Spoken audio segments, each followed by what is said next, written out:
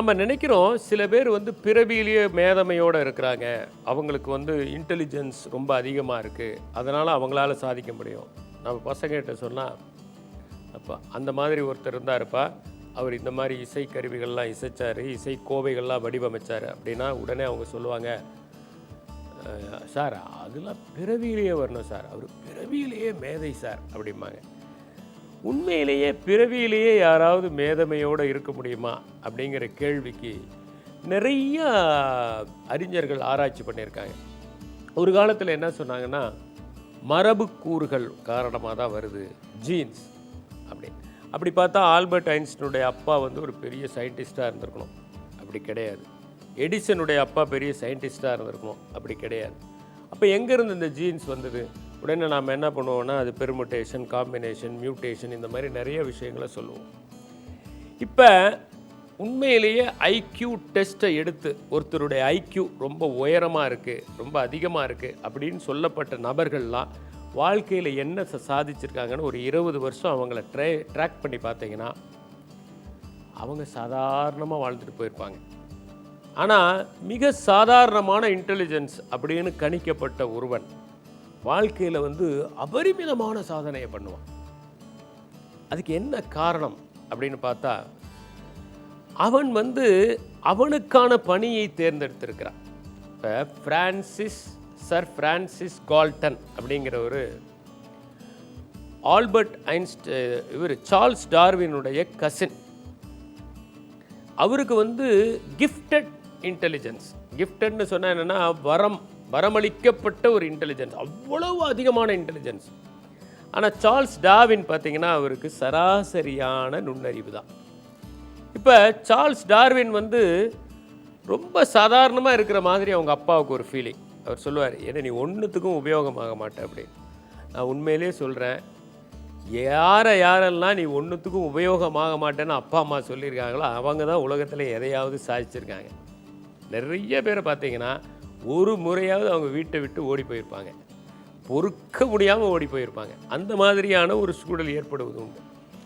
Charles Darwin வந்து எப்போ பார்த்தாலும் தாவரங்களை போய் சேகரிக்கிறதுக்கு போவார், விலங்குகளை அப்சர்வ் பண்ணுறதுக்காக போவார், திடீர்னு பார்த்தீங்கன்னா பறவைகளை தேடி போவார். அவங்க அப்பா சொன்னார், நீ எதுக்குமே லாக்கி இல்லை, நீ நாய்களை வந்து சுடுறதுக்கும் எலிகளை தேடுறதுக்கும் போய் நீ செடிகளை கலெக்ட் பண்ணுறதுக்கும் தான் லாய்க்கு, வேறு எதுக்குமே லாய்க்கு இல்லை அப்படின்னு சொல்லி சொன்னாங்க. அதை பற்றி அவர் கவலையே படல. ஏன்னா சார்ல்ஸ் டார்வின் என்னென்னா அவருக்கு தெரியுது இதுதான்னு. அவங்க அப்பா என்ன பண்ணார்னா, அவர் ஒரு டாக்டர். பொதுவாக டாக்டருங்க என்ன பண்ணுவாங்கன்னா, தான் பசங்களும் டாக்டராக வரணும்னு விரும்புவாங்க. இப்போல்லாம் மாறி போச்சு. இப்போ வந்து பிள்ளைங்க என்ன விரும்புகிறாங்களோ அதை வந்து பேரண்ட்ஸ் ஓரளவுக்கு சுதந்திரம் தராங்க. ஆனால் அந்த காலத்தில் டாக்டர் பசங்க டாக்டராக இருந்தால் தான் அவங்க வாங்கின எக்யூப்மெண்ட்ஸ் எல்லாம் யூஸ் பண்ண முடியும் அப்படிங்கிற மாதிரி. ஏன்னா ரொம்ப காஸ்ட்லியான எக்யூப்மெண்ட்ஸ்லாம் யூஸ் பண்ணியிருப்பாங்க. சார்ல்ஸ் டார்வினுடைய அப்பா நீ வந்து ஒரு மருத்துவராக சேருனாங்க. அவர் போய் சேர்ந்தார். ஆனால் அந்த ரத்தத்தெல்லாம் பார்த்துட்டு அவருக்கு பிடிக்கவே இல்லை. இது நமக்கான ப்ரொஃபஷனல், என்ன காலேஜுக்கு போக மாட்டேன்ட்டார். சரி, ஒரு கண்ட்ரி பார்சனாக இவர் அனுப்பலாம், ஆனால் அதுக்கு ஒரு டிகிரி வேணும். இதுனா ஒரு கம்ஃபர்டபுளான, எல்லா பெற்றோர்களும் என்ன விரும்புகிறாங்க, பிள்ளைங்க பெரிய சாதனை பண்ணணும்னு விரும்புகிறாங்க. பசங்க சந்தோஷமாக இருக்கணும், வசதியாக இருக்கணும், சின்ன வயசுலேயே நிறைய சம்பாதிக்கணும், மகிழ்ச்சியாக இருக்கணும், நமக்கு ஒரு பொறுப்பு விட்டது, அவ்வளோதான். இதுதான் எல்லா பெற்றோர்களும். எந்த பெற்றோராவது என் பையன் வந்து துணிச்சலாக போராடணும், சமூகத்துக்காக பணியாற்றணும், இப்படிலாம் நினைக்கிற பெற்றோர்கள் இருக்காங்க, ஆனால் குறைவான எண்ணிக்கையில் இருக்காங்க. சார்ல்ஸ் டார்வின் அவங்க அப்பா என்ன பண்ணுறாருன்னா, கேம்பிரிட்ஜ் யூனிவர்சிட்டியில் வந்து ஒரு டிகிரி வாங்குறதுக்காக சேர்த்துறாரு. ரொம்ப கஷ்டப்பட்டு அந்த டிகிரியை முடித்தார் அவர். அந்த டைமில் தான் HMS பீகிள் அப்படிங்கிற ஒரு கப்பல், அது வந்து ஒரு பயாலாஜிக்கல் எக்ஸ்பெடிஷனுக்காக போகுது. பீகிள்ங்கிறது என்னன்னாக்க ஒரு நாயினுடைய பெயர். பீகிள் அப்படிங்கிறது ஒரு அழகான நாய், பியூட்டிஃபுல் பீகிள் அப்படின்னே சொல்லுவாங்க. அது வந்து ஒரு வேட்டை நாயினுடைய வெரைட்டி தான். அதனால் HMS பீகிளில் யாராவது ஒரு பயாலஜிஸ்ட் போகணும் அப்படின்னு சொல்லும்போது டார்வின் என்ன பண்ணுறாரு, நான் வரேன் அப்படின்னாரு. அந்த கேப்டனும் ஒத்துக்கிட்டாரு. ஆனால் அவங்க அப்பா நீ போகாத அப்படின்னாரு. ஆனால் சார்ல்ஸ் டார்வின் ஒத்துக்கிட்டாரு, கப்பலில் ஏறிட்டார். ஆனால் அவருக்கு அது சின்ன ஒரு வெசல் தான், அது ஒரு பெரிய வெசல் இல்லை. எப்போவுமே நீங்கள் பார்த்தீங்கன்னா பெரிய வெசலில் போகும்போது, ரோடில் போகும்போது கூட, பஸ்ஸில் போகும்போது சேஃப்டி அதிகம், சின்ன வெஹிக்கிளில் போக போக சேஃப்டி குறைவு, பெரிய வெஹிக்கிளில் போகும்போது சேஃப்டி அதிகம். கடல்லையும் அதே மாதிரி தான். ஒரு பெரிய ஷிப்புனா அது ஈஸி. சின்ன வெசல் அது அப்படியே it was tossing up in the waves. அப்போ என்ன ஆகுதுன்னா சீ சிக்னஸ் வந்து ரொம்ப கஷ்டப்படுறாரு, சாப்பிட முடியல, வாந்தி எடுத்துகிட்டே இருக்கார். ஏன்டா வந்தோன்னு கூட ஒரு ஸ்டேஜில் நினைக்கிறாரு. அப்புறம் கொஞ்ச நேரம் கழித்து ஒரு 4-5 நாள் கழித்து அவருக்கு கொஞ்சம் கொஞ்சமாக கஷ்டமாகுது. அப்போ வெவ்வேறு தீவுகளுக்கு போகிறாரு.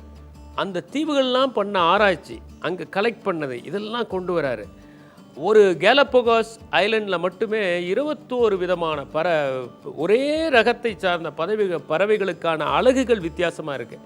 அது சாப்பிட்ற உணவுக்கு ஏற்ற மாதிரி வித்தியாசமாக இருக்குங்கிறத பார்க்குறாரு. திரும்பி வராரு. அவர் திரும்பி வரும்போது அவர் முகம் அதெல்லாம் பார்த்தோன்னே அவங்க அப்பாவுக்கு ஒரு ஆச்சரியம். ஆகா, ரொம்ப மாறி வந்திருக்கா அப்படி நம்ம பையன். அவ்வளோ ஒரு தேஜஸோடு வராரு.